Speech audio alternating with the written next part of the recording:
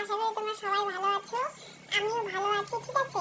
তো আজকে আমি তোমাদের একটা জিনিস দেখাবো, ঠিক আছে। সেটা কি সেটা তোমরা দেখতে থাকো। কি দেখাবো, ঠিক আছে। তো গাইস, তোমাদের যেটা দেখাতে চেয়েছিলাম এই ঘরটা, এটাকে কিসের ঘর বলে সেটা নাম আমি জানি না। এটা কিন্তু একটা পোকা বানিয়েছে, যেটা দেখতে পিঁপড়ের মতো, বল্লার মতন, কিন্তু সেটা পিঁপড়েও নয় বল্লাও নয়। এটা কি পোকা সেটা আমি জানি না। তো ঘরটা দেখছো কত ছোট দেখলে, এই দেখো ঘরটা এখন কত বড় হয়ে গেছে, ঠিক আছে। পোকাটাই বানাতে বানাতে এত বড় বানিয়েছে। এই দেখো এই পোকাটা কিন্তু মৌমাছির মতন উঠছে, কিন্তু মৌমাছি নয়, পিঁপড়ে নয়, বললাও নয়। এটা কি পোকা সেটার নাম জানি না, পোকাটার নাম কিন্তু আমি জানি না, ঘরটার নামও আমি জানি না। এটাকে কিসের ঘর বলে, পোকাটা যে বানাচ্ছে, ঠিক আছে, নিজে থাকার জন্যই বানাচ্ছে। কি সুন্দরভাবে বানাচ্ছে, খুব সুন্দরভাবে, একদম বাবুই পাখির বাসা যেরকম হয় সেরকমভাবে সেটা উঠিয়ে উঠিয়ে বানাচ্ছে, ঠিক আছে।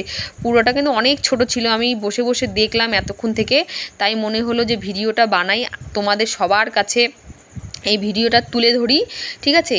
তো গাইস, তোমাদের কাছে আমার এই ভিডিওটা কেমন লাগলো অবশ্যই কমেন্টে বলবে কিন্তু কেমন লাগলো।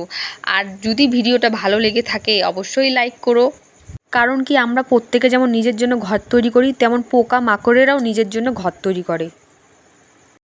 এই পোকাটার নাম কি, বা এই পোকাটা যে ঘর তৈরি করেছে সেটার নাম কি আমি তো জানি না। তোমরা যদি কেউ জেনে থাকো অবশ্যই আমাকে জানিও। তোমাদের টাটা।